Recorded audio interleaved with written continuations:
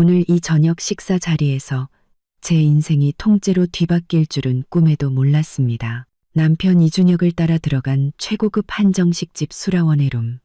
제 손에는 드라이 클리닝을 막 마친 원피스가 들려 있었죠. 이 원피스는 지난주에 준혁 씨가 꼭 사라고 해서 산 옷이었어요. 오늘 저녁 자리가 아주 중요하니까 초라하게 입어서 자기 얼굴에 먹칠하지 말라고 신신당부했거든요. 룸문을 열자 안에는 이미 대여섯 명의 남자가 앉아 있었어요. 모두 맞춤.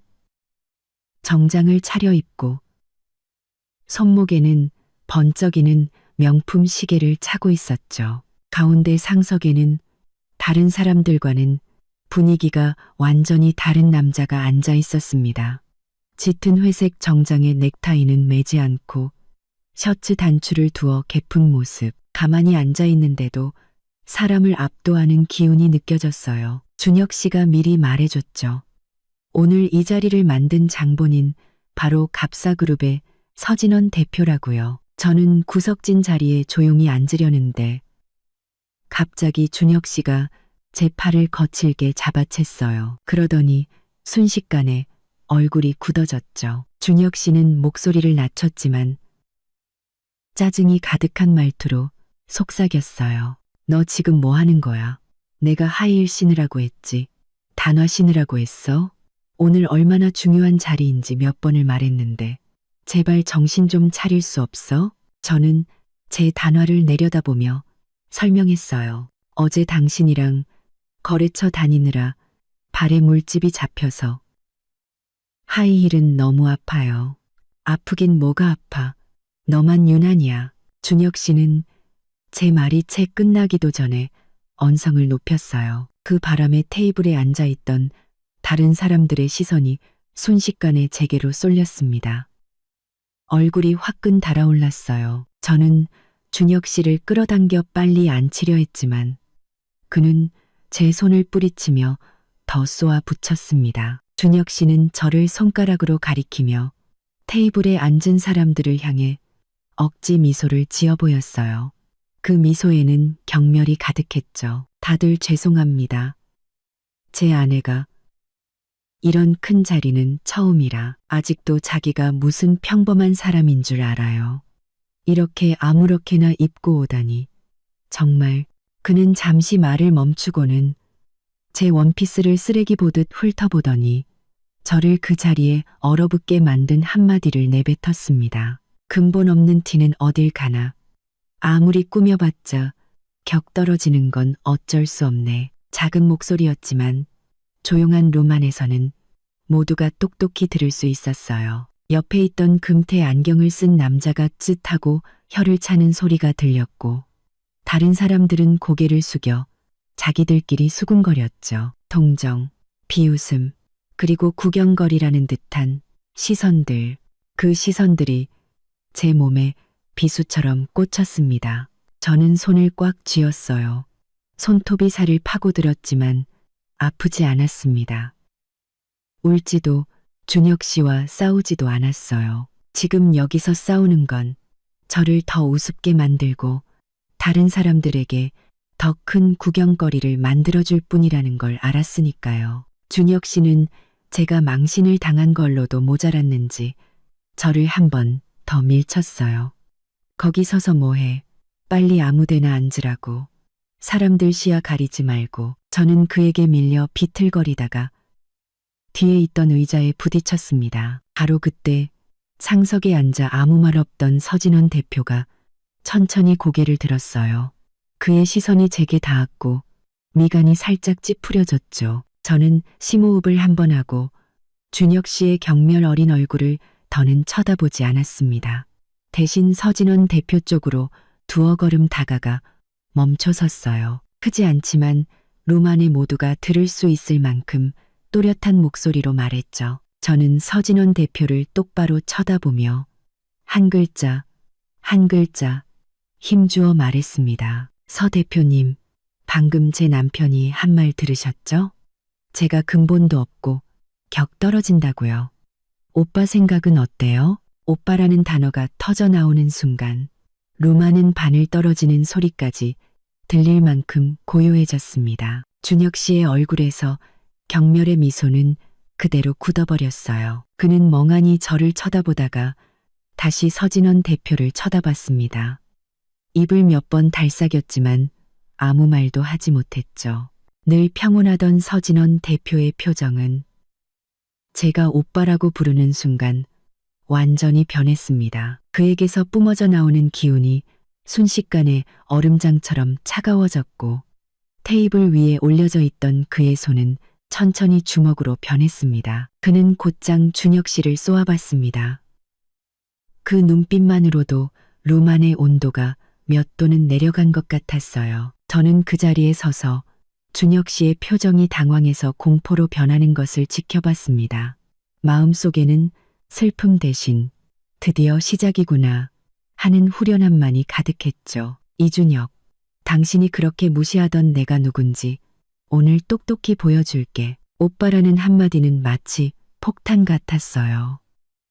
룸 안을 뒤흔든 후 한참 동안 누구도 감히 입을 열지 못했죠. 저는 모든 사람의 시선이 저와 이준혁, 그리고 서진원 대표 사이를 불안하게 오가는 것을 느낄 수 있었습니다. 공기마저 팽팽하게 긴장되어 있었어요. 이준혁의 얼굴에서는 경멸감은 온데간데 없이 사라지고 완전한 혼란만이 남아 있었습니다. 그는 저와 서진원 대표를 번갈아 가리키며 입술을 파르르 떨었어요. 두 분이. 오빠. 서 대표님이. 윤서 씨 오빠라고요?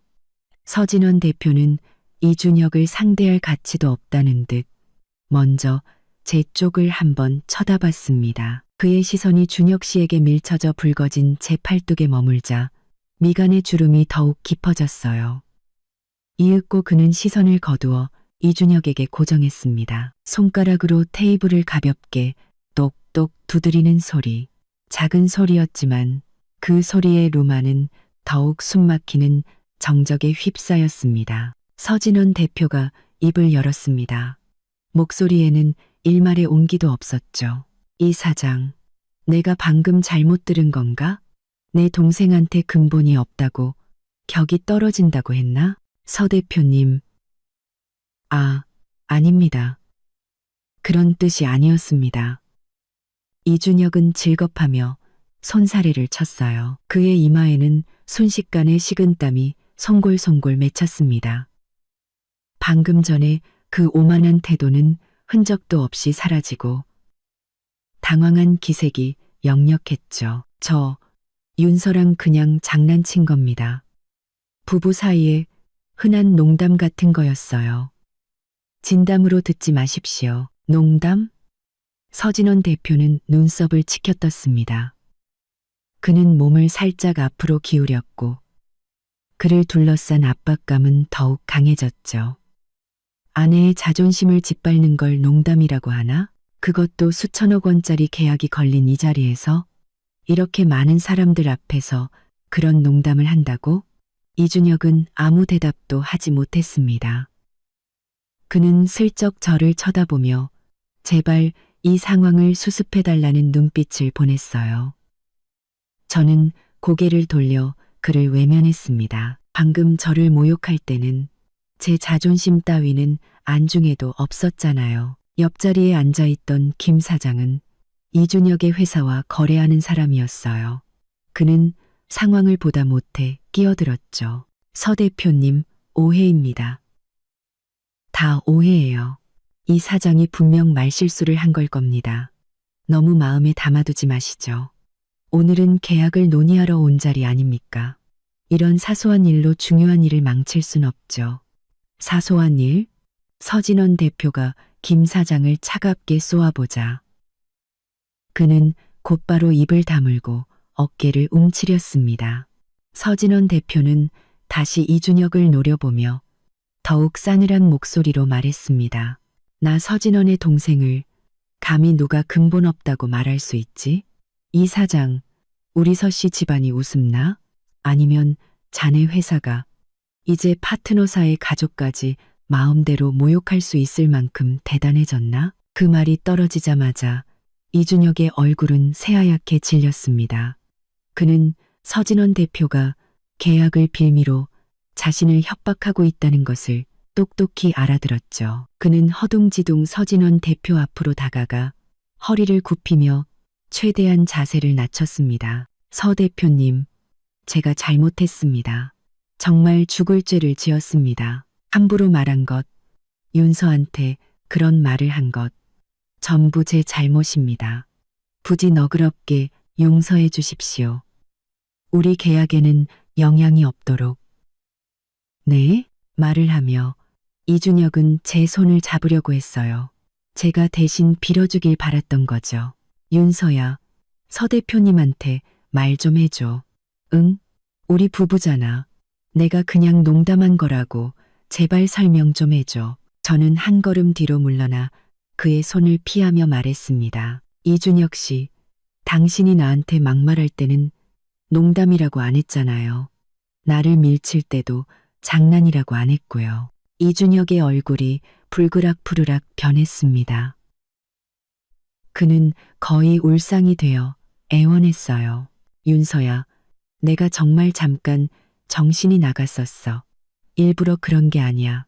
제발 이번 한 번만 용서해줘. 응? 서진원 대표는 이준혁의 그런 모습을 보며 차갑게 비웃었습니다. 이 사장, 이제 와서 용서를 구나? 아까 내 동생에게 막말하고 무시할 때는 이런 날이 올 줄 몰랐나? 그는 잠시 말을 멈추고 테이블 위에 있던 계약서를 집어들었습니다. 몇 장 넘겨보는 척 하더니 탁 소리가 나게 테이블 위로 던져버렸죠. 이 수천억짜리 계약서, 원래 오늘 자네와 사인할 생각이었네. 하지만 지금 보니 이 사장은 사람에 대한 기본적인 존중조차 모르는군. 자기 아내까지 사람들 앞에서 모욕하는 사람과 내가 어떻게 믿고 사업을 하겠나. 언젠가 이익 때문에 내 뒤통수를 칠지 누가 알겠어. 그 말이 끝나자 이준혁은 다리에 힘이 풀려 주저앉을 뻔했습니다. 옆에 있던 김 사장이 겨우 그를 부축했죠. 이준혁은 울먹이는 목소리로 애원했습니다. 서 대표님, 제발, 안 됩니다. 이 계약 저희 회사에 정말 중요합니다. 제발 한 번만 더 기회를 주십시오. 다시는 이런 일 없도록 하겠습니다. 윤서한테 정말 잘할게요. 서진원 대표는 의자에 등을 기댄 채 팔짱을 끼고 경멸 어린 눈으로 그를 내려다봤습니다. 기회? 내 동생이 자네에게 모욕당할 때 자네는 기회를 줬나? 그는 문 쪽을 향해 외쳤습니다. 김 비서. 문 밖에서 대기하던 비서가 즉시 들어왔습니다. 대표님, 부르셨습니까? 서진원 대표는 테이블 위에 계약서를 가리키며 말했습니다. 이 계약은 잠정 보류해. 그리고 지금 이 사장 회사와 진행 중인 모든 협력 프로젝트 전부 중단시켜. 리스크 재검토에 들어가. 네, 알겠습니다. 김 비서는 대답과 동시에 계약서를 들고 밖으로 나갔습니다. 이준혁은 김 비서가 계약서를 들고 나가는 모습을 멍하니 지켜봤습니다. 그의 몸은 그대로 굳어버렸고 얼굴은 종이처럼 하얘졌죠. 그는 서진원 대표의 말이 어떤 의미인지 잘 알고 있었습니다. 그의 회사는 이제 끝장난 것이나 다름없었어요. 수천억짜리 대형 계약이 날아간 것은 물론이고 기존의 협력 관계까지 모두 끊기게 된 겁니다. 이 소문이 퍼지면 회사의 자금줄은 분명히 막힐 테죠. 룸 안에서는 아무도 감히 말을 꺼내지 못했습니다. 모두가 이준혁의 처참한 모습을 지켜보고 있었어요. 아무도가 동정하는 눈빛도 있었지만 대부분은 이 일에 엮이고 싶지 않다는 듯 조심스러운 태도였죠. 저는 옆에 서서 오만하던 이준혁이 당황하다가 절망에 빠지는 모습을 지켜봤습니다. 동정심은 조금도 들지 않았어요. 그저 그가 받아야 할 죗값을 치르고 있을 뿐이라고 생각했죠. 서진원 대표는 시계를 한번 보더니 자리에서 일어났습니다. 그럼 이만 일어나지. 남은 식사는 천천히들 하게. 그는 제 옆으로 와서 걸음을 멈추고 말했습니다. 나랑 같이 가자. 저는 고개를 끄덕이고 서진원 대표를 따라 밖으로 나섰습니다. 이준혁의 옆을 지날 때 그가 갑자기 제 팔을 붙잡았어요. 쉰 목소리로 애원했죠. 윤서야, 가지마. 제발 서 대표님한테 다시 한번 말해줘. 한 번만 더 기회를 달라고 빌어줘. 우리 부부잖아. 하지만 저는 그의 손을 힘껏 뿌리쳤습니다. 그를 차갑게 바라보며 말했죠. 그를 부부? 당신이 사람들 앞에서 나를 근본 없는 것이라고 모욕한 순간부터 그 단어는 내 마음속에서 이미 지워졌어. 그 말을 끝으로 저는 뒤도 돌아보지 않고 서진원 대표를 따라 룸을 나섰습니다. 이준혁의 절망과 로만의 정막을 모두 등 뒤로 한 채 서진원 대표를 따라 수라원 입구에 막 도착했을 때였어요. 등 뒤에서 이준혁의 다급한 발소리와 울음 섞인 목소리가 들려왔습니다. 윤서야. 이준혁은 달려와 제 손목을 거칠게 붙잡았어요. 어찌나 세게 잡았는지 저도 모르게 미간이 찌푸려졌죠. 윤서야, 가지마. 내 말 좀 들어봐.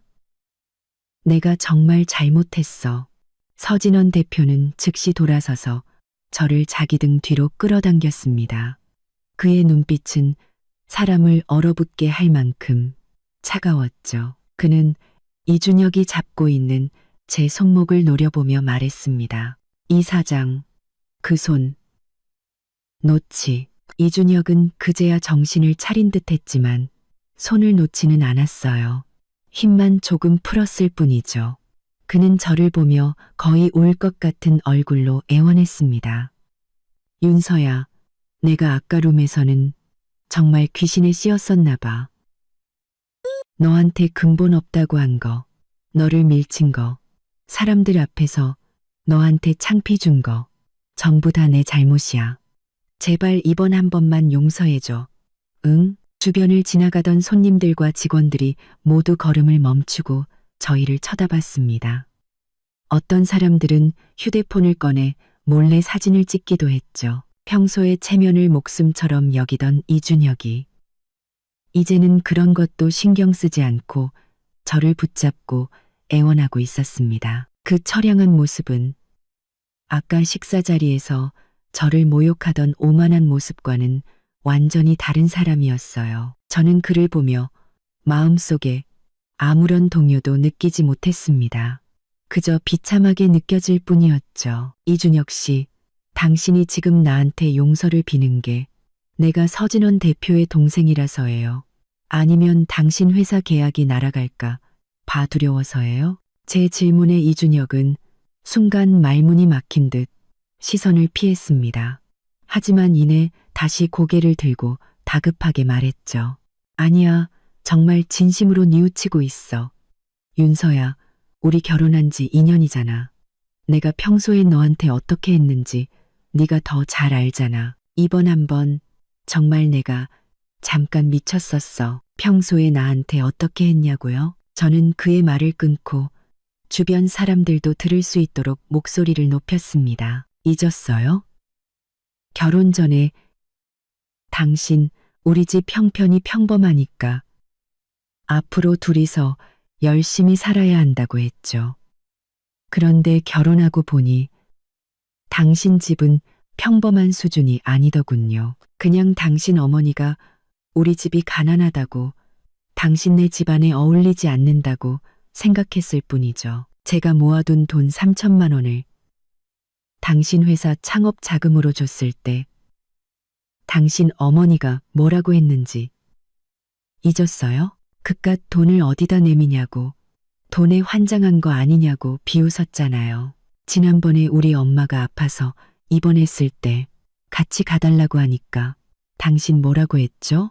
거래처랑 약속이 더 중요하다고 했잖아요. 결국 나 혼자 병원에서 3일 밤낮으로 엄마 곁을 지키는 동안 당신은 전화 한 통 없었고요. 제가 한마디 한마디 할 때마다 이준혁의 얼굴은 점점 더 하얗게 질려갔습니다. 그는 제 말을 막으려 했지만 서진원 대표의 차가운 눈빛에 눌려 아무것도 하지 못했죠. 주변의 수군거림은 점점 더 커졌습니다. 어떤 사람은 이준혁을 가리키며 말했어요. 저 남자 완전 쓰레기네. 여자가 저렇게까지 해줬는데 고마운 줄도 모르고. 이준혁은 고개를 푹 숙였습니다. 제 손목을 잡고 있던 그의 손이 덜덜 떨리기 시작했죠. 서진원 대표가 한 걸음 앞으로 나서며 이준혁의 시야를 가로막았습니다. 그의 목소리에는 경고의 의미가 담겨 있었어요. 이준혁, 내 동생이 한 말들, 자네에게 조금이라도 양심이 있다면 자기가 얼마나 큰 잘못을 저질렀는지 알겠지. 지금은 용서를 구할 때가 아니라 당장 그 손을 놓고 여기서 사라져야 할 때다.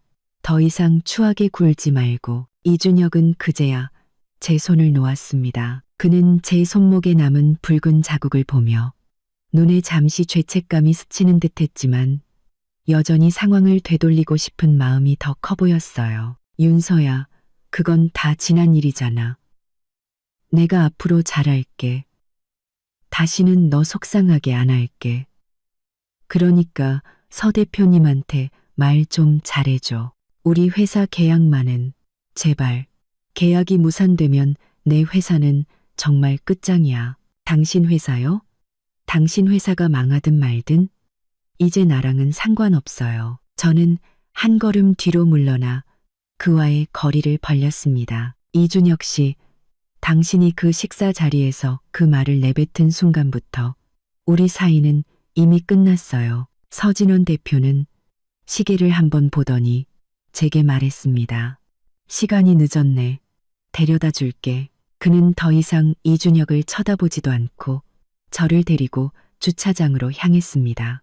이준혁이 따라오려 했지만 수라원의 보안 요원에게 가로막혔죠. 아까 서진원 대표가 나가면서 관계없는 사람이 따라오지 못하게 해달라고 미리 말해두었던 겁니다. 보안 요원에게 막힌 이준혁은 저희가 차에 타는 모습을 속수무책으로 지켜볼 수밖에 없었습니다.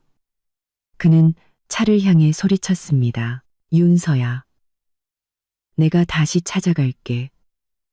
반드시 내 용서를 받아낼 거야. 차가 출발한 후 저는 창밖으로 뒤를 돌아봤습니다. 이준혁은 바람 빠진 풍선처럼 그 자리에 힘없이 서 있었고 주변 사람들은 여전히 그를 향해 손가락질하고 있었습니다. 저는 시선을 거두고 의자의 등을 기댔습니다.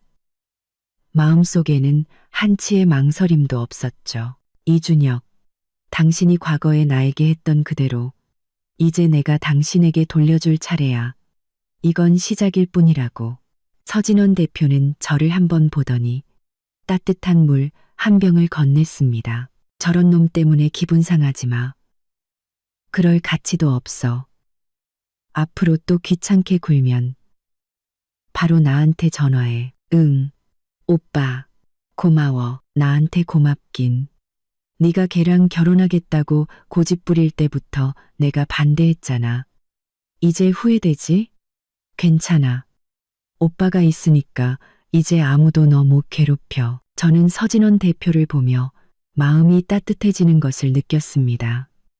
내가 가장 비참할 때 이렇게 든든한 버팀목이 되어주는 오빠가 있어서 정말 다행이라고 생각했어요. 집에 도착해서 막 슬리퍼로 갈아 신었을 때였어요.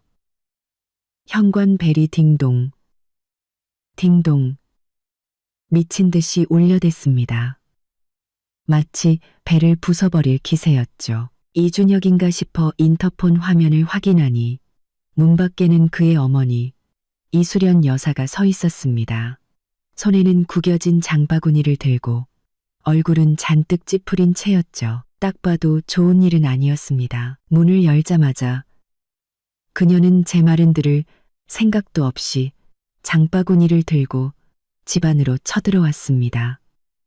그리고는 현관 신발장 위에 장바구니를 쾅하고 내동댕이 쳤죠. 그 바람에 안에 있던 사과 몇 개가 바닥으로 굴러떨어졌습니다. 이수련 여사는 돌아서서 허리에 양손을 얹고 제 얼굴에 침을 튀기며 소리쳤습니다. 서윤서, 너 정말 대단하다.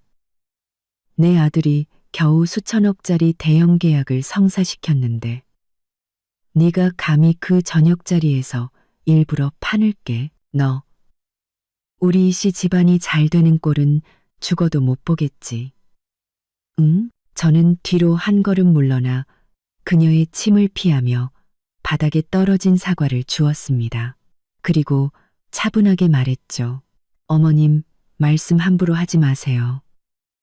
제가 계약을 망친 게 아니라 준혁 씨가 그 자리에서 저를 모욕하고 밀치기까지 해서 저희 오빠가 계약을 중단시킨 거예요. 네, 오빠?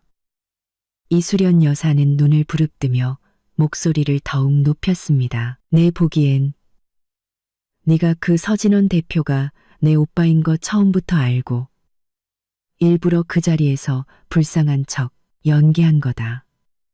넌 처음부터 내 아들 사업을 망치려고 작정한 거야. 서윤서, 이 재수 없는 것. 내가 처음부터 너 같은 거 며느리로 들이는 게 아니었는데 내 예상이 딱 맞았어. 그녀는 점점 더 흥분해서 저를 밀치려고 손을 뻗었습니다. 우리 이씨 집안이 어쩌다가 너같이 속이 시커먼 것을 들여서 내 아들이 너한테 얼마나 잘해줬는데 먹여주고 입혀주고 그런데도 만족을 못하고 이를 이 지경으로 만들어? 저는 그녀의 손목을 꽉 붙잡아 저를 밀치지 못하게 했습니다. 예전에는 어른이니까 참고 넘겼지만 이제는 알아요. 일방적인 인내는 상황을 악화시킬 뿐이라는 것을. 저는 그녀의 눈을 똑바로 보며 차가운 목소리로 말했습니다. 어머님, 준혁 씨가 저한테 잘해줬다고요? 그럼 오늘 저녁 자리에서 그 사람이 저한테 뭐라고 했는지 아세요? 수많은 대기업 임원들 앞에서 저를 근본 없는 것, 격 떨어진다고 모욕하고 제가 거의 넘어질 뻔할 정도로 세게 밀쳤어요. 이것도 알고 계셨어요? 이수련 여사는 제 질문에 순간 당황한 듯 시선을 피하며 더듬거렸습니다. 그건 분명 네가 그 사람을 화나게 할 짓을 했겠지. 내 아들은 함부로 사람한테 막말하는 애가 아니야. 네가 옷을 격식에 안 맞게 입어서 그 사람 체면을 깎았으니까 그랬을 거 아냐. 제가 옷을 격식에 안 맞게 입었다고요? 저는 실소를 터뜨리며 제 원피스를 가리켰습니다. 이 원피스, 지난주에 준혁 씨가 오늘 저녁 자리가 중요하다고 꼭 차려입으라고 해서 산 옷이에요. 제가 단어를 쉬는 건 어제 그 사람과 거래처를 다니느라 발에 물집이 잡혀서 걸을 수가 없었기 때문이고요. 이런 건 그 사람이 어머님께 말씀 안 드렸나 보죠? 이수련 여사는 입을 열어 무언가 변명하려 했지만 바로 그때 문 밖에서 이웃집 박 아주머니의 목소리가 들려왔습니다. 윤서 씨, 무슨 일이야? 왜 이렇게 시끄러워? 고개를 돌려보니 박 아주머니가 문틈으로 고개를 내밀고 있었고 그 옆에는 다른 이웃 2명도 구경하고 있었죠. 이수련 여사는 다른 사람이 있는 것을 보자마자 순식간에 태도를 바꿨습니다. 그녀는 제 손을 놓고 갑자기 바닥에 주저앉아 엉엉 울기 시작했어요. 그녀는 울면서 소리쳤습니다. 아주머니, 다들 와서 제 말 좀 들어보세요. 내 아들이 겨우 큰 계약을 따냈는데 저 서윤서 때문에 다 망했어요. 이제 내 아들 회사는 망하게 생겼다고요.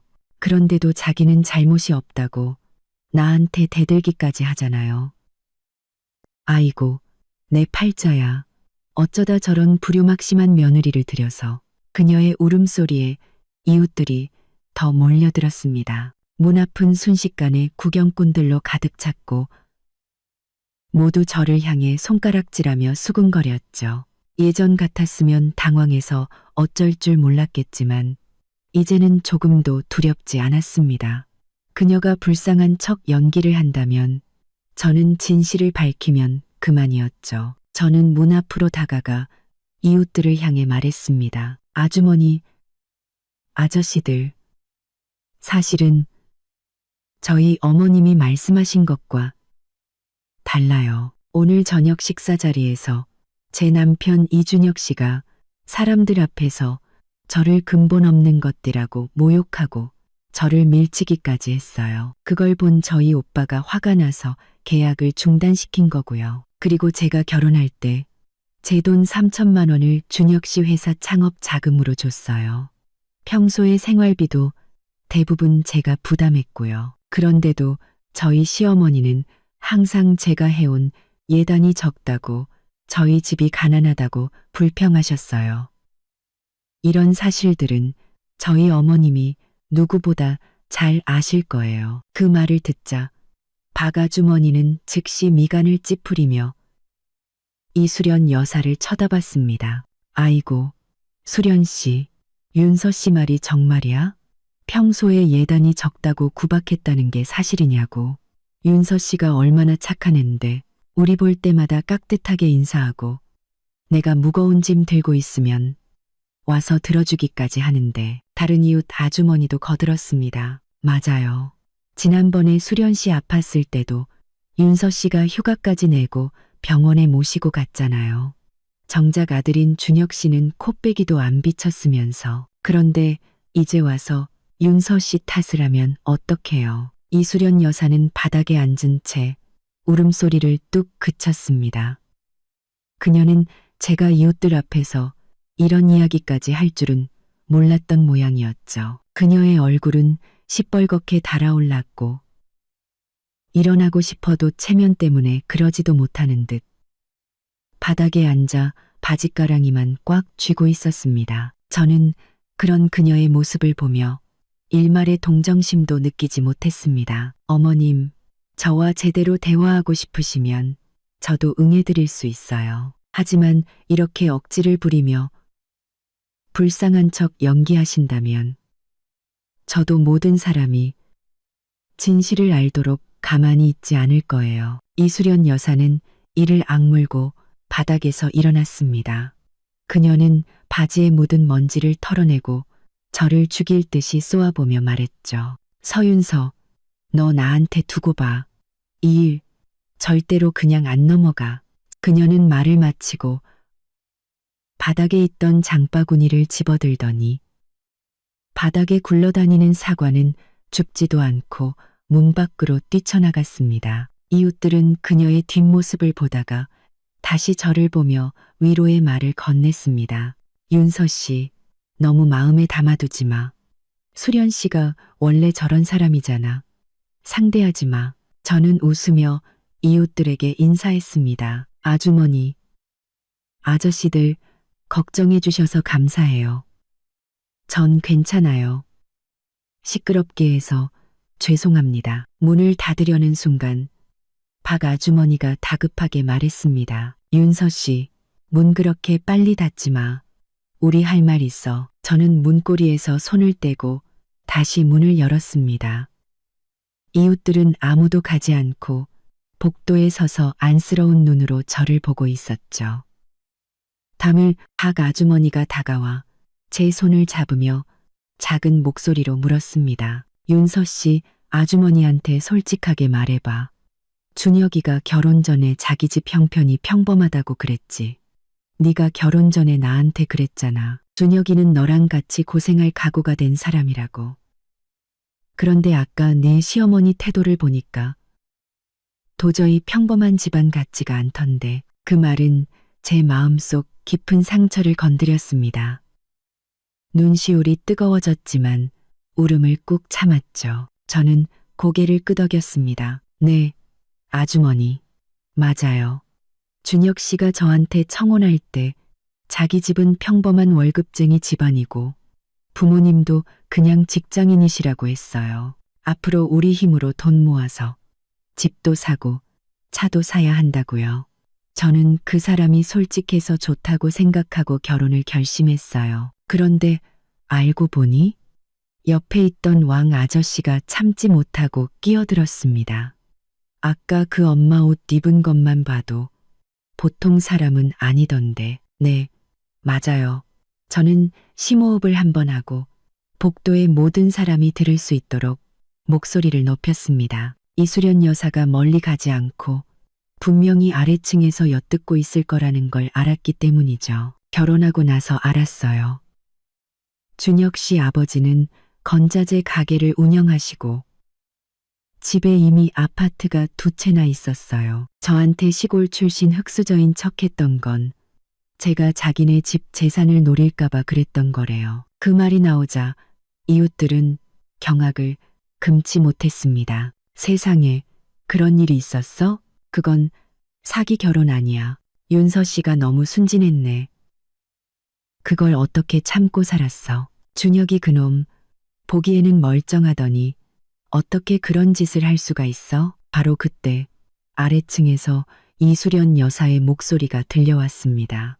역시나 그녀는 아직 가지 않고 계단에 서 있었던 겁니다. 서윤서, 너 거기서 헛소리하지 마. 우리 준혁이가 그렇게 말한 건 네가 돈만 밝히는 여자인지 떠보려고 그랬던 거다. 그런데 이제 와서 적반하장으로 우리를 욕해? 그녀는 소리치며 다시 위층으로 올라왔습니다. 박 아주머니는 즉시 제 손을 놓고 한 걸음 앞으로 나서며 저를 보호했습니다. 수련 씨, 그게 할 소리야? 돈만 밝힌다니? 윤서 씨는 결혼할 때 자기 돈 3천만 원을 준혁이 사업자금으로 보태줬다며 당신네 집이 잘 산다고 미리 말했으면 윤서 씨가 자기 돈을 쓸 필요도 없었잖아. 3천만 원?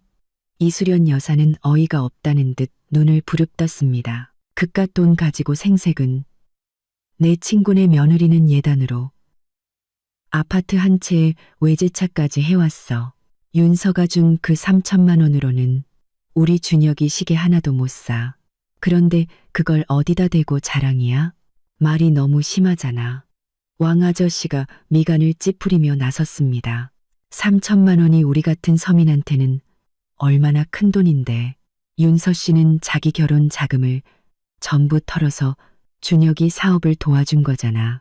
고마워하기는커녕 돈이 적다고 타박하는 게 말이 돼? 저는 왕 아저씨의 말에 할 말을 잃은 이수련 여사를 보며 2년간 억눌러 왔던 서름이 터져 나오는 것을 느꼈습니다. 저는 한 걸음 앞으로 나가 그녀에게 말했습니다. 어머님, 작년에 저희 엄마가 보내주신 홍삼 기억나세요? 어머님이 기력이 없다고 하셔서 제가 드렸잖아요.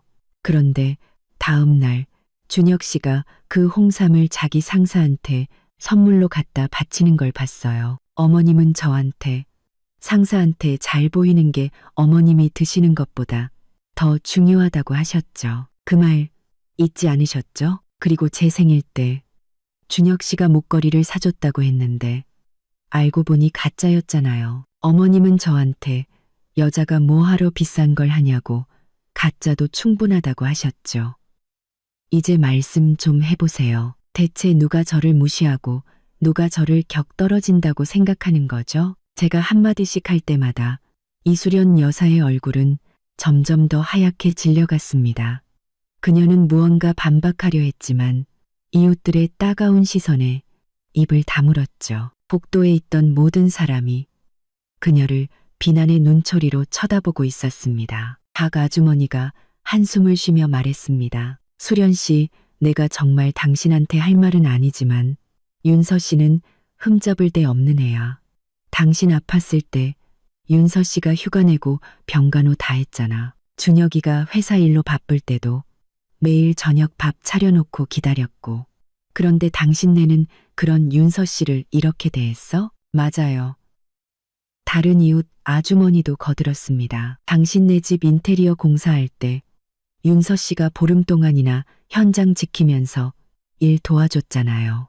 그때 얼굴이 새까맣게 탔었는데 고맙다는 말 한마디 안 하더니 이제 와서 계약이 잘못되니까 윤서 씨 탓을 하는 게 그게 무슨 경우예요? 이수련 여사는 사람들의 비난에 고개를 들지 못했습니다. 그녀는 저를 죽일 듯이 쏘아보더니 너희들 다 한패지 하고 중얼거리며 아래층으로 도망치듯 달려갔습니다.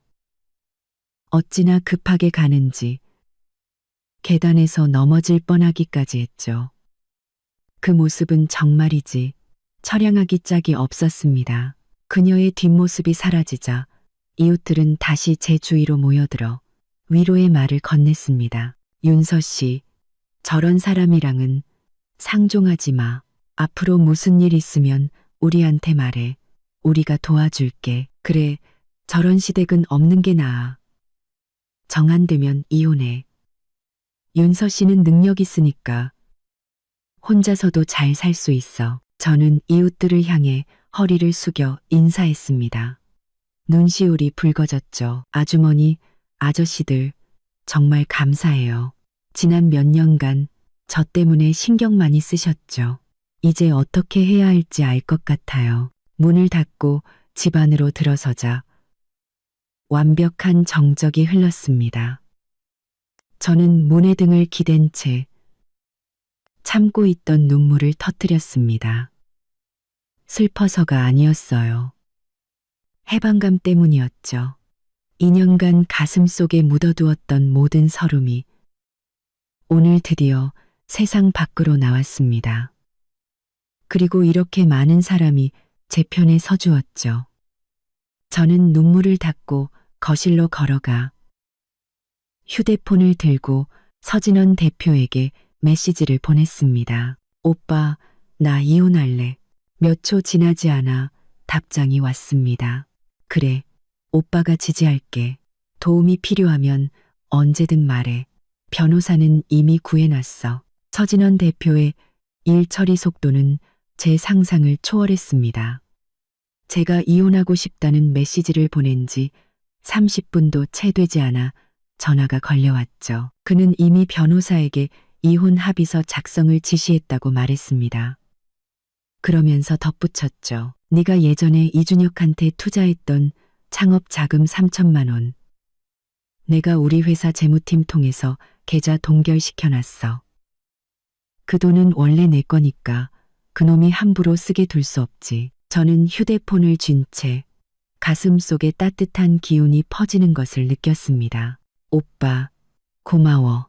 그렇게까지 서두를 필요는 없는데. 서두르긴 뭘. 서진원 대표가 제 말을 끊었습니다. 그의 목소리에는 안타까움이 묻어났죠. 네가 2년 동안이나 속 썩었잖아. 하루라도 빨리 이혼해야 너도 하루라도 빨리 자유로워지지. 그리고 이준혁 같은 놈은 따끔하게 혼쭐을 내줘야 다시는 너를 얕보지 못해. 전화를 끊고 얼마 지나지 않아 제 휴대폰이 딩동하고 계속 울리기 시작했습니다. 아파트 주민 단톡방이었죠. 누군가 방금 이준혁의 차가 황급히 단지를 빠져나가다가 신호위반까지 하는 것을 봤다고 무슨 일이 있는 것 같다고 말하고 있었어요. 저는 크게 신경 쓰지 않고 제 짐을 챙기기 시작했습니다. 제 옷과 액세서리, 신분증 등을 모두 여행 가방에 담았죠.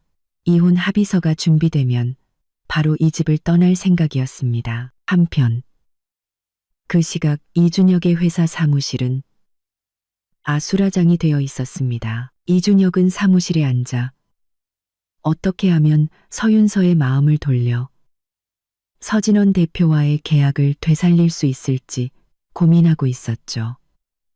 바로 그때 책상 위 전화벨이 울렸습니다. 그는 서윤서일 거라고 생각하고 냉큼 전화를 받았습니다. 목소리에는 아첨하는 기색이 묻어났죠. 윤서야, 드디어 전화했구나. 하지만 전화기 너머에서 들려온 것은 거래처 김 사장의 다급한 목소리였습니다. 이 사장, 너 도대체 어떻게 된 거야? 방금 서진원 대표 비서한테 전화 왔어. 우리랑 서진그룹 간의 모든 협력 관계를 중단하겠다고. 이미 계약한 납품건까지 전부 취소하겠대. 이준혁은 순간 멍해졌습니다. 자기가 잘못 들었다고 생각했죠. 김 사장님, 농담하지 마세요. 어제까지만 해도 괜찮았잖아요. 갑자기 무슨 계약 중단입니까? 누가 너랑 농담한대. 김 사장의 목소리는 더욱 다급해졌습니다. 서진그룹뿐만이 아니야. 방금 다른 거래처 두 곳에서도 전화 왔어. 서진그룹으로부터 리스크 경고를 받았다고. 내 회사 신용도에 문제가 있는 것 같으니 협력을 잠정 중단하겠다고 하더라. 이사장, 너 대체 서진원 대표한테 무슨 짓을 한 거야? 똑바로 말 안 하면 우리 계약도 정말 끝장이야. 탁, 이준혁의 손에서 수화기가 떨어졌습니다. 그가 상황을 파악하기도 전에 사무실 문이 벌컥 열리고 재무팀장이 허둥지둥 뛰어들어왔습니다. 그의 손에는 서류 한 장이 들려 있었고 얼굴은 새하얗게 질려 있었죠. 이 대표님, 큰일 났습니다. 회사 계좌에 있던 창업 자금 3천만 원이 동결됐습니다. 은행 말로는 계좌 소유주가 직접 동결 신청을 했다고. 그 돈의 소유권에 분쟁의 소지가 있다고 합니다. 동결? 이준혁은 벌떡 일어났습니다. 그는 서류를 낚아채듯 받아들고 눈을 부릅떴죠. 누가 동결시켰는데? 그 돈 서윤서가 투자한 거잖아. 걔가 왜 동결을 시켜? 재무팀장은 마른 침을 삼키며 말했습니다. 재무팀장은 은행에서는 정확히 말해주지 않았지만 방금 서진 그룹 재무팀에서 문자가 왔습니다. 그 돈은 서윤서 씨의 개인 재산이며 현재 서진 그룹 법무팀을 통해 동결 신청이 된 상태라고요. 이혼 시 재산 분할이 명확해질 때까지 동결은 유지될 거라고 합니다. 이혼? 이준혁의 목소리가 날카롭게 갈라졌습니다. 그는 그제야 깨달았습니다. 서윤서가 정말로 자신과 이혼하려 한다는 것을. 자신과 그는 그제야 깨달았습니다. 그리고 서진원 대표가 자신의 모든 퇴로를 차단하려 한다는 것을. 그는 다급하게 책상 위에 전화기를 집어들어 서진원 대표에게 전화를 걸었습니다. 하지만 연결되지 않았죠. 청기를 서진원 대표에게 전화를 걸었습니다. 고객님의 요청에 의해 수신이 차단된 번호입니다. 그는 다시 서윤서에게 전화를 걸었습니다. 신호가 2번 울리더니 전화가 끊겼습니다. 다시 걸자 이번에는 꺼져 있다는 안내 음성만 흘러나왔죠. 이준혁은 초조하게 사무실을 맴돌았습니다. 이마에서는 식은땀이 뺨을 타고 흘러내렸죠. 그는 알고 있었습니다. 3천만 원이라는 돈이 큰 액수는 아닐지 몰라도 지금 회사 운영의 핵심 자금이라는 것을. 그는 지난달에 막 새로운 물건을 대량으로 들여와 아직 대금을 회수하지 못한 상태였습니다. 만약 모든 거래처가 계약을 중단하고 이 돈까지 묶여버린다면 회사의 자금줄은 그대로 끊기고 말 테죠. 그는 재킷을 집어들고 밖으로 뛰쳐나갔습니다. 뛰어가면서 서윤서에게 계속해서 메시지를 보냈죠. 윤서야, 제발 충동적으로 행동하지 마. 우리 만나서 얘기하자. 그 돈 동결하면 안 돼. 회사가 망하면 우리 앞으로 어떻게 살아? 윤서야, 내가 잘못했어. 정말 잘못했어. 제발 이혼만은 하지 말아줘. 돈 동결도 풀어주고, 응? 하지만 그가 아무리 많은 메시지를 보내도 서윤서에게서는 답장이 없었습니다. 저는 휴대폰 화면에 가득한 이준혁의 메시지를 보며 경멸의 미소를 지었습니다. 그리고 그의 번호를 차단해버렸죠. 이준혁은 주차장으로 달려가 서윤서의 집으로 가기 위해 차에 올라탔습니다. 바로 그때 다시 전화가 걸려왔습니다. 또 다른 거래처였죠. 목소리는 얼음장처럼 차가웠습니다. 이 대표, 우리 회사는 당신과의 모든 협력 관계를 종료하기로 결정했습니다. 위약금 관련해서는 우리 법무팀에서 곧 연락이 갈 겁니다. 안 됩니다. 장 사장님. 이준혁은 애원했습니다. 제발 한 번만 더 기회를 주십시오. 제가 서진 그룹과의 문제는 반드시 해결하겠습니다. 그룹과의 문제는 반드시 해결하겠습니다. 장 사장님, 장 사장님, 장 사장님, 장 사장 해결? 장 사장은 차갑게 비웃었습니다. 이준혁, 넌 누구를 건드려도 하필 서진원을 건드렸어. 서진그룹이 이 업계에서 어떤 영향력을 가졌는지 몰라? 그쪽에서 네 회사에 문제가 있다고 하면 누가 너랑 거래를 하려고 하겠어? 알아서 잘 해결해봐. 전화는 끊겼습니다. 이준혁은 운전석에 주저앉아 두 손으로 머리를 감싸 쥐었습니다. 마음속은 절망으로 가득 찼죠. 그는 이제야 깨달았습니다. 서진원 대표는 농담을 한 것이 아니었습니다. 정말로 자신의 회사를 벼랑 끝으로 몰아붙이고 있었던 겁니다. 그는 후회했습니다. 어제 저녁 식사 자리에서 충동적으로 서윤서를 모욕했던 것을, 처음부터 자신의 집안 배경을 속였던 것을, 그리고 지난 2년간 그녀에게 제대로 대해주지 못했던 것을. 하지만 이미 너무 늦어버렸습니다. 저는 짐 정리를 마치고 소파에 앉아 창밖의 노을을 바라봤습니다. 휴대폰으로 서진원 대표의 메시지가 도착했죠. 모든 계약은 중단시켰고 자금도 동결해놨어. 걱정하지 마. 앞으로 무슨 일이 생기든 오빠가 다 막아줄게. 저는 고마워라고 답장을 보내고 휴대폰을 내려놓았습니다. 이준혁, 이건 네가 저지른 짓에 대한 첫 번째 대가일 뿐이야. 앞으로 더 많은 것들이 남아있어. 두고 봐. 이준혁이 서진그룹 사옥 앞에서 무릎을 꿇었다는 소식은 다음 날 아침 이웃집 박 아주머니를 통해 들었습니다. 아침 운동을 하러 나갔다가 같은 아파트에 사는 서진그룹 직원 김대리를 만났는데 그가 어제 있었던 일을 신기한 구경거리처럼 이야기해 주었다는 것이었죠. 박 아주머니는 그 이야기를 듣자마자 저희 집 문을 두드렸습니다. 윤서 씨, 어제 준혁이 꼴이 말이 아니었대. 정말 비참했나 봐. 박 아주머니는 소파에 앉아 제가 건넨 물을 마시며 혀를 찼습니다. 김대리 말로는 어제 준혁이가 다 낡아빠진 옷을 입고 머리는 산발에 수염도 깎지 않은 채로 나타났대. 완전 노숙자 같았다는 거야. 서진그룹 정문 앞에서 한참을 서성이다가 갑자기 무릎을 꿇더래. 저는 막 세탁한 옷을 개다가 그 말에 잠시 손을 멈췄습니다. 마음속에는 아무런 동요도 없었죠. 그저 자업자득이라고 생각할 뿐이었습니다. 박 아주머니는 계속해서 말했습니다. 무릎을 꿇자마자 엉엉 울면서 서 대표님, 제가 잘못했습니다. 제발 저 좀 살려주십시오. 하고 소리를 질렀대.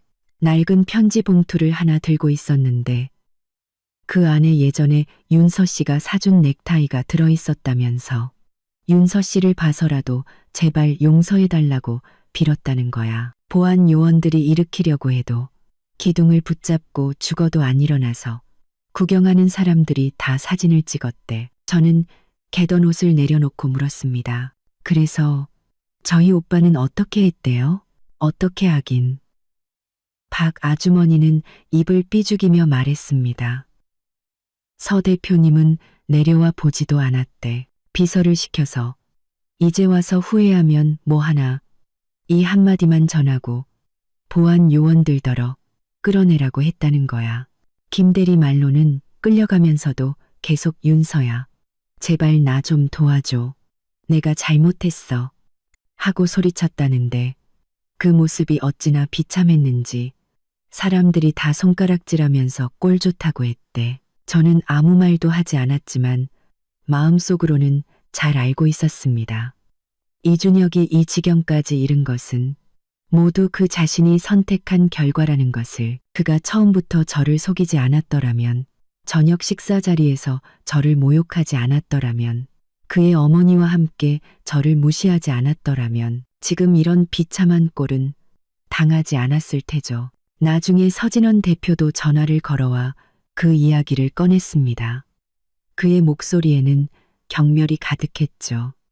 그놈, 어제 우리 회사 앞에서 한바탕 난리를 쳤어. 보안 요원들이 끌어내려고 해도 꼼짝도 안 하더라. 결국 힘 좋은 직원 2명을 더 불러서 겨우 끌어냈지. 너를 만나게 해달라고. 네가 용서해주면 모든 게 해결될 거라고 하던데 내가 비서시켜서 네가 걔 얼굴도 보기 싫어한다고 전했어. 그 후에 또 찾아오진 않았어? 없었어. 끌려갈 때 거의 실신 직전이던데 다시 올 낯짝도 없겠지. 서진원 대표는 웃으며 말했습니다. 대신 나한테 문자를 수십 통 보냈더라. 잘못했다. 맹세한다. 앞으로 너한테 정말 잘하겠다. 제발 계약만 되돌려달라. 한 통도 안 읽고 전부 차단해버렸어. 전화를 끊고 저는 휴대폰을 켜서 박 아주머니가 말한 그 사진들을 찾아봤습니다. 누군가 이준혁이 무릎 꿇고 있는 영상을 지역 커뮤니티에 올렸더군요. 서진 그룹 앞에서 무릎 꿇고 애원하는 남자. 대표에게 밉보인 듯 영상 속에서 이준혁은 구겨진 셔츠를 입고 있었습니다.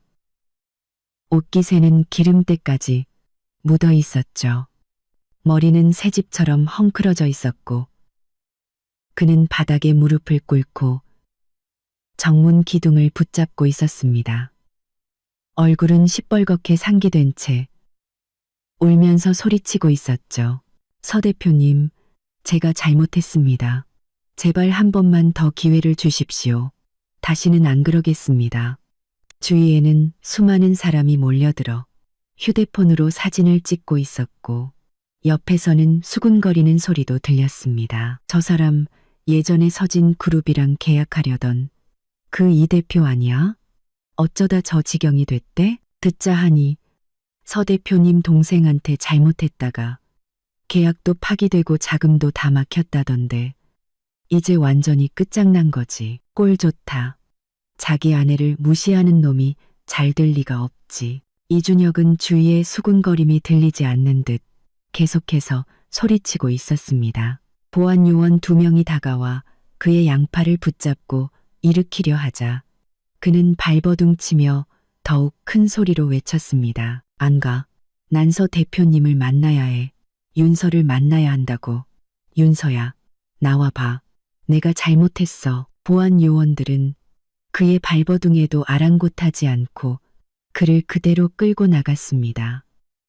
영상의 마지막에는 멀리 끌려가면서도 뒤를 돌아보며 제발 저 좀 살려주세요 하고 외치는 그의 비참한 뒷모습이 담겨 있었죠. 저는 영상을 끄고 마음속에 일말의 동정심도 느끼지 못했습니다. 문득 결혼 1주년 기념일이 떠올랐습니다. 그때 이준혁은 작은 계약 하나를 성사시키고는 앞으로 저를 호강시켜주겠다며 의기양양하게 말했었죠. 그때 그의 눈에는 자신감이 가득했었습니다. 하지만 지금 그는 자신의 회사를 지키기 위해 수많은 사람 앞에서 무릎을 꿇고 모든 자존심을 버린 채 애원하고 있었습니다. 너무나도 비참한 결말이었죠. 그날 오후 아파트 앞마트에서 장을 보다가 예전에 이준혁과 함께 일했던 유 사장을 마주쳤습니다. 유 사장은 저를 보더니 잠시 망설이다가 다가와 인사를 건넸습니다. 윤서 씨, 오랜만이네요. 네. 유 사장님도 장 보러 오셨어요? 네. 유 사장은 한숨을 쉬며 말했습니다. 이준혁 씨, 일은 들었어요. 정말 안타깝게 됐죠. 그 친구가 얼마 전에 저한테 찾아와서 서 대표님한테 말 좀 잘해달라고 부탁하더군요. 회사 지분 절반을 주겠다고까지 했는데 제가 거절했어요. 서 대표님 성격 아시잖아요. 괜히 이준혁 씨 편들었다가 저까지 미운 털 밝힐 수는 없죠. 저는 웃으며 말했습니다. 잘하셨어요. 유 사장님. 그 사람 때문에 저희 오빠한테 밉보일 필요는 없죠. 그럼요. 유 사장이 말을 이었습니다. 그리고 솔직히 이번 일은 이준혁 씨가 잘못한 게 맞잖아요. 결혼할 때는 우리한테 윤서 씨 집안이 평범하다고 자기 좀 잘 봐달라고 하더니 이제 와서서 대표님 동생이라는 게 밝혀졌으니 이건 우리 모두를 속인 거나 다름없죠. 그런 사람은 도와줄 가치도 없어요. 유 사장과 몇 마디 더 나눈 후 저는 집으로 돌아왔습니다. 마음속으로 확신했죠. 이준혁은 이제 자금 줄 뿐만 아니라 인맥까지 모두 잃었다는 것을, 아무도 그를 도와주려 하지 않을 것이고 그의 회사는 이제 정말로 끝이라는 것을. 그날 밤 서진원 대표에게서 다시 전화가 왔습니다. 이준혁이 은행에 대출을 신청했지만 서진그룹과의 관계가 틀어졌다는 것을 안 은행 측에서 리스크를 우려해 대출을 거절했다는 것이었죠. 그의 목소리에는 조롱의 기색이 묻어났습니다. 이제 정말 갈 때까지 갔을 거야. 다시는 너를 귀찮게 할 일 없을 테니 걱정하지 마. 이준혁이 서진그룹 앞에서 무릎을 꿇고 끌려나간 지 이틀이 지난 오후 다시 초인종이 울렸습니다. 인터폰 화면을 보니 또 이수련 여사였죠. 하지만 이번에는 지난번처럼 기세등등한 모습이 아니었습니다. 그녀는 어깨를 움츠린 채 손에는 투명 비닐봉지를 들고 있었죠. 봉지 안에는 쭈글쭈글한 사과 몇 개와 포장도 뜯지 않은 과자 한 봉지가 들어 있었습니다. 누가 봐도 아파트 앞 작은 가게에서 급하게 사온 싸구려 물건들이었죠. 저는 문을 열었지만 그녀를 집 안으로 들이지는 않았습니다. 문을 가로막고 서서 물었죠. 무슨 일이시죠? 이수련 여사는 저를 보자마자 눈시울이 붉어졌습니다. 그녀는 집 안으로 들어오려 했지만 제가 막아서자 현관에 서서 울먹이는 목소리로 말했습니다. 윤서야, 엄마가 부탁이 있어서 왔어.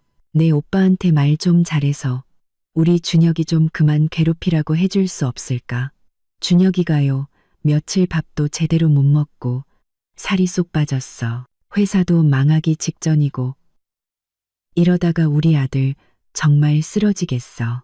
그녀는 말하면서 손에 든 비닐봉지를 제게 내밀었습니다. 이거 엄마가 너 주려고 사온 과일이야. 네가 좋아하는 사과. 우리 그래도 한때는 고부 사이였잖아. 그 정을 생각해서라도 우리 준혁이 좀 도와주면 안 될까? 저는 그 봉지를 받지 않고 차가운 눈으로 그녀를 쳐다봤습니다. 어머님, 이 과일이 정말 저를 위해 사오신 거라면 이렇게 썩기 직전인 걸로 사오시진 않으셨겠죠. 보세요. 사과 껍질은 다 쭈글쭈글하고 어떤 건 시커멓게 멍들었잖아요. 어머님이라면 이런 거 드시겠어요? 이수련 여사는 내밀었던 손을 어색하게 거두며 봉지를 등 뒤로 숨겼습니다. 그건 내가 급하게 나오느라 제대로 못 봐서 그래. 다음에는 좋은 걸로 사다 줄게. 그러니까 일단 우리 준혁이 좀 도와달라고요? 저는 실소를 터뜨리며 목소리를 높였습니다. 예전에 어머님이 제 예단이 적다고 제가 해온 3천만 원이 준혁 씨 시계값도 안 된다고 비웃으셨을 때는 준혁 씨더러 저를 도와달라고 할 생각 안 하셨어요? 저희 엄마가 보내주신 홍삼을 상사한테 선물로 갖다 바치면서 제가 먹기에는 아깝다고 하셨을 때는요. 매달 제 월급의 절반을 생활비로 가져가시고 그 돈으로 준혁 씨 명품 허리띠 사주셨을 때는 제가 저 자신을 도와야겠다는 생각 안 하셨어요? 제가 한마디씩 할 때마다 이수련 여사는 고개를 푹 숙였습니다.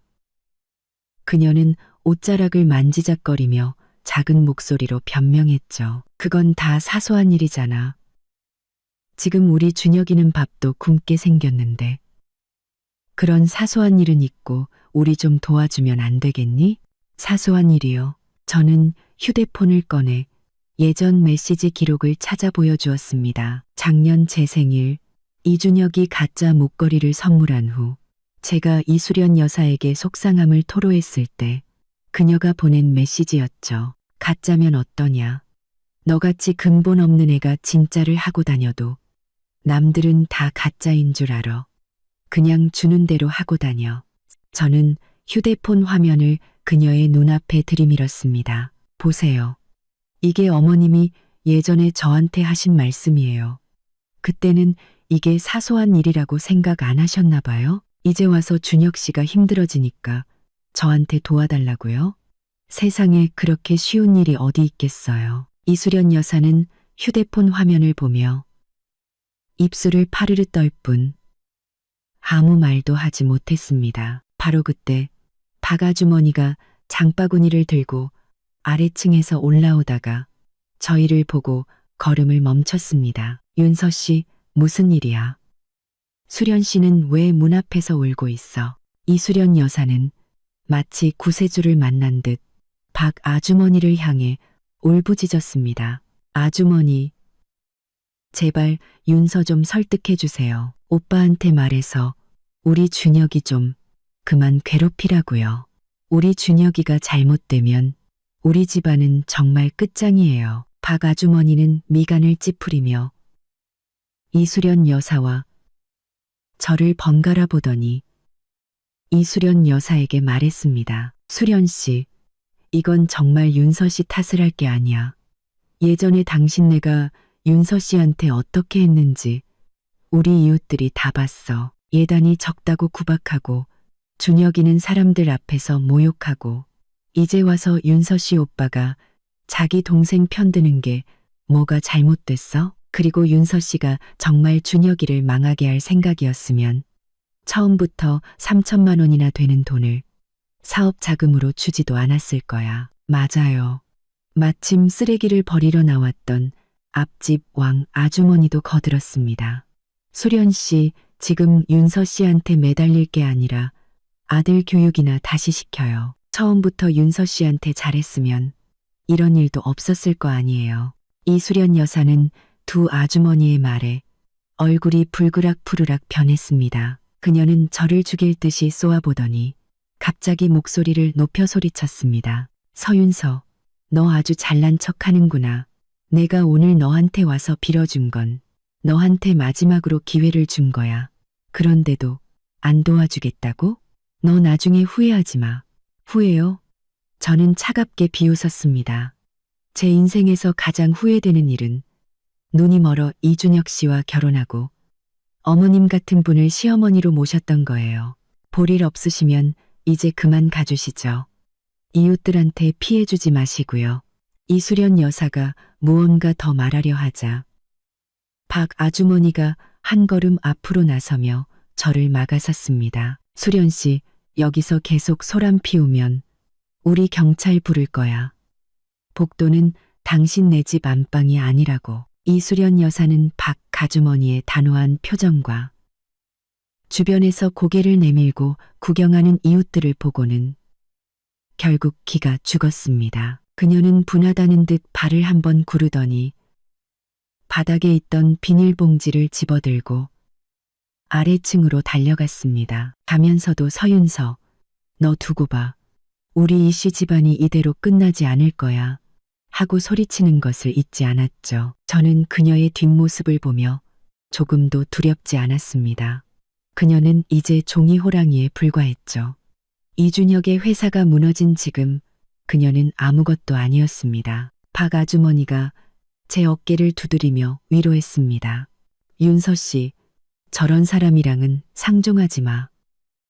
원래 약한 사람한테만 강한 법이거든. 앞으로 또 찾아와서 괴롭히면 우리한테 말해. 우리가 막아줄게.